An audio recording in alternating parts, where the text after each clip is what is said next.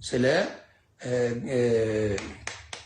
ገድላት የምንነጋገራቸው ብዙ ነገሮች ስላሉ ኑና ያንን ጥያቄዎች ደግሞ የኦርቶዶክስ ወንድምና አባቶች እንድትመልሱ ያንን ጥያቄ ነው። መልሶች ሙሉ ከሌለ ገስዋ ዮኒ ማኛ ይፈነጥጣል። ሰላም ለእናንተ ይሁን። እንዴት አላችሁልኝ? ዛሬ በጌታ ቀን ማለትም እሁድ ከቅዳሴ በኋላ ጋቢ የሚያል ነጠላ ደረብ አድርጎ ምን ይዞብን መጣ አላችሁኝ? እሺ ወንድማችን እርሱትና ግን ምንድነው እንግዲህ ሁሌም አዳዲስ ሰዎች ወደ ቲክቶክ ስለሚመጡ አሁን ካነሳው ሐሳብ ጋር በተያዘ ጥቂት ነገር የምላችሁ ነገር ይኖራል። በቃ መሰረታዊ በጣም ሁላችንም ልናውቀው የሚገባ ነገር ማለት ነው። ከሱ በፊት ግን የጌታ ቀን ስንል ምን እያልን ነው? መቼስ ቀናት ሁሌም የጌታ ናቸው። ግን ዛሬን ግን በተለየ የጌታ ቀን የምንላት ለምንድን ነው? ጌታችንና መድኃኒታችን ኢየሱስ ክርስቶስ ሞትን ድል አድርጎ የተነሳበት ቀን ነው። የትንሳኤው ቀን ናት እሁድ ማለት ነው እና የሁላችንን ትንሳኤ ያረጋገጠበት የትንሳኤያችን በኩር የሆነበት ቀን ስለሆነች ይህችን ቀን በተለየ ሁኔታ በቤተ ክርስቲያን ክርስቲያኖች ተሰባስበው ቅዳሴ አድርገው ከቅዱስ ሚስጥር ተካፍለው ይመጣሉ። ስለዛ በጌታ ቀን ቅድሚያ የሚሰጠው በጠዋቱ ተነስተን እስቲ ለምንድን ነው ቅድሚያ የሚሰጠው? ወደ ጌታ ደስታ ለመግባት እና ጄላ አንዲት መጽሐፍ አለች ቅዳሴ ወደ ጌታ ደስታ የመግባት ምስጢር የሚል ነው። በቀሲስ ዶክተር መብራቱ ኪሮስ የተዘጋጀች መጽሐፍ ናትና ፕሊስ ይህንን መጽሐፍ ሁላችሁም እንድታነቡ እመክራለሁ፣ ሪከመንድ አደርጋለሁ። ለቅዳሴ ያላችሁን ቦታና ፍቅር በጣም ያሳድገዋል እና እንደው አሁን ላይ የማንበብ ጊዜ የለኝም ብትሉ ራሱ ፕሊስ ግዙትና የሆነ ስታዩትም እንድታነቡት ያነሳሳችኋል። በቻላችሁ ሰዓትም ታነቡታላችሁ። ግን አሁን ሁላችሁም እንድታነቡት እመክራለሁ። እሺ ይሄንን ያዝ እናድርግና ወደ ወንድማችን እንመለስ። ወንድማችን እንደሰማችሁት እንግዲህ ሌላ ቪዲዮዎች ላይ የሚያዩ የነበርና ፕሮቴስታንት ወንድሞችን እየሰበሰበ እንደው እስቲ በጣም ከባባድ የምትሉትን ለጆሮ ሲሰማ ይጨንቃል የምትሉትን ገድል እስቲ እያወጣችሁ አንብቡ። ያው የተወሰነ የሰውን ጆሮና ትኩረት ለመሳብ ያህል ማለት ነው። እንዲህ አይነት ነገር ሲናገር እየሰማሁት ነበር። ሰላም ላንተ ይሁን ወዳጄ። እንግዲህ ከዚህ ቀደም እንደምታደርገው ጨዋታ ላይ ምናምን ከሆነ ያለው እንግዲህ ወደዚህ የማለት ጉዳይ ላይ ከሆነ ያለው አሁን እየቀለድክ ያለው በህይወት ብቻ አይደለም ማይ ብራዘር፣ እየቀለድክ ያለው በጌታችን በክርስቶስ ኢየሱስ ላይ ነው እና እሱን ብትረዳው ኖሮ እና የምርም የክርስቶስ ፍቅር ትንጥዬ እንኳን በጣም ትንጥ ልብ ላይ ቢኖር በርን ዘግተህ ስቅስቅ ብለህ ባለቀስክ ነበር። በክርስቶስ ላይ እየቀለድክ እንደሆነ ብትረዳው ኖሮ ማለት ነው። ለማንኛውም ግን የገድላት ምናምን ጉዳይ ያለፈበት ፋሽን እየተነሳ እንደው ገድል ላይ እኮ እንዲህ ይላል ተአምር ላይ እንዲህ ይላል የሚሉ ሰዎች አሁን መነሳታቸው በጣም ያስቃል። ፈኒ ነው። ለማንኛውም ከገድላት ጋር በተያያዘ ቤተክርስቲያን ገድላትን ስትሰጥ የሰጠች ለምንድን ነው ብለን ተነጋገርን። ከዚህ ቀደምም ገድላቱን ስትሰጠን ቤተክርስቲያን አለቀ የቅዱሱን ታሪክ አይተን ክርስቶስን በመምሰል ሕይወት ውስጥ ያደገበትን ነገር አይተን እኛም እንደው ክርስቶስን መስለን እንድናደግ በቃ ለዛ ነው የምንጠቀምበት። ከዛ ውጪ ግን ለአእምሯችን እንደዚህ አሁን እንደዚህ ሰዎች ይላሉ በጣም የሚጨንቅ ምናምን ነገር ሲሉ ነበር። ለአእምሮ ከጨነቀ የመቀበል ግዴታ እንኳን የለብህም። ፕላስ ደግሞ ገድላት ተአምራት መጽሐፍት ውስጥ ስህተት አይገኝም አላለም። ስህተት ሊገኝ ራሱ ይችላል ብለን እናምናለን። ለምሳሌ በአሁን ቅርብ ጊዜ ላይ በተካሄደው በዚህ በዝክረ ኒቂያ ጉባኤ ላይ ፓትርያርካችን ብፁዕ ወቅዱስ አቡነ ማትያስ ምን እንደተናገሩ እንስማ። የመጽሐፍቶቻችን ጥራት ያስፈልጋቸዋል። እንግዲህ በሊቃውንት ጉባኤ ያልተመረመረ መጽሐፍ ማለፍ የለበትም በእውነቱ። ኦኬ እንደሰማችኋቸው ቅዱስነታቸውም ሰው ምን አሉ?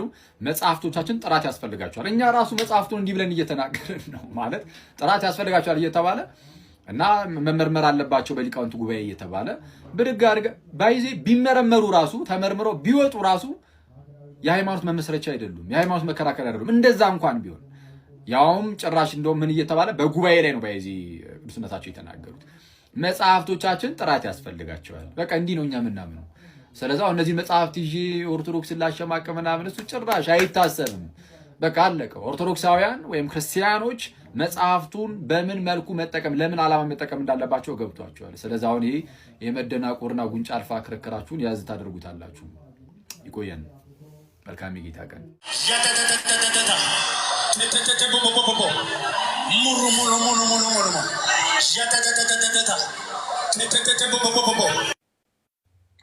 አስባችሁታል? ጴጥሮስ እንደዚህ እያለ ነበር ነው እያሉ ያሉት። ቡቡቡቡቡቡ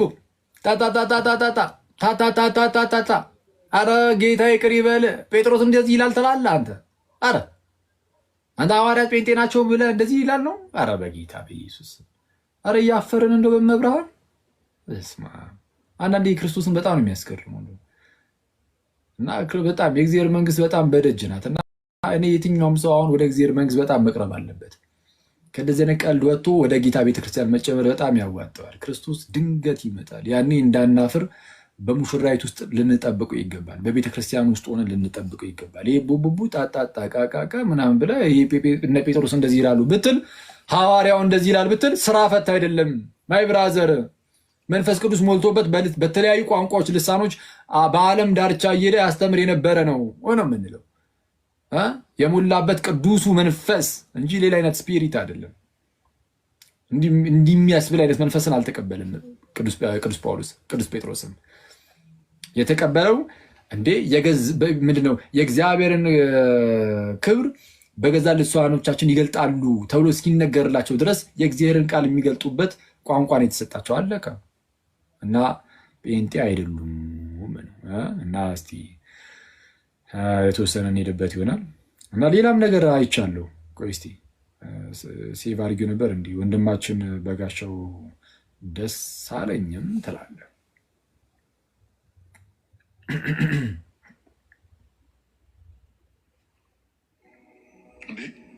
በሔዋን ንጽጽር ያለችው ማናት? ይኸውልህ ተመልከተው። እንደዚህ አይነት ነገሮች ይኸውልህ ውዳሴ ማርያም እኮ በእንተ ሔዋን ተሐጽወ ኆኅተ ገነት መጣበታለሁ በዚህ ተርወለናል።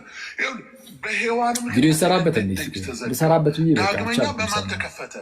በድንግል ማርያም። ይኸውልህ ሔዋን ከድንግል ማርያም ጋር ልትነጻጸር በፍጹም አትችልም። በፍጹም ስህተት ነው። ልክ አይደለም። የሔዋንም ምትክ አይደለችም። ሔዋን በተአምር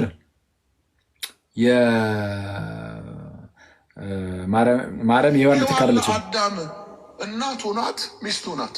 ኧረ በስመ አብ! እንዲህ አይነት አርጊመንት ታስቀምጣለህ? ኧረ ፈር ድንግል ማርያም ስለ ኢየሱስ ምኑ ናት? ሔዋን ለአዳም ሚስቱ ናት። ድንግል ማርያም ለክርስቶስ ደግሞ ሚስቱ አይደለችም፣ እናቱ ናት። ስለዛ ሔዋንና ማርያም ሊነጻጸሩ አይችሉም ማለት ምንድነው? ሔዋንን ከማርያም ጋር እያነጻጸሩ መናገር አይቻልም። ከቤተ ክርስቲያን ጋር ነው እንጂ ነው ሀሳቡ።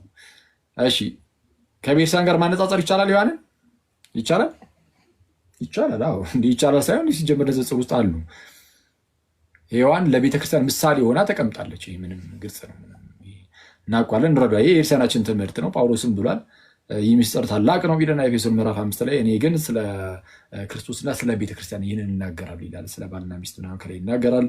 ዘን ለአዳም የተነገረ ይሄ ሰው አባትና እናቱን ይተዋል ከሚስቱም ጋር ይጣበቃል የሚለው ይናገርና ይህ ምስጢር ታላቅ ነው፣ እኔ ግን ይህንን ስለ ክርስቶስና ስለ ቤተክርስቲያን እናገራሉ ይላል። እና ሰው የአዳምና ሔዋን ነገር የክርስቶስና የሙሽራይቱ የቤተክርስቲያን ምሳሌ ነው ወይ ነው? ይህንን በጣም ብዙ ጊዜ አስረድተናችኋል፣ ተረድተናል፣ ተማምረናል።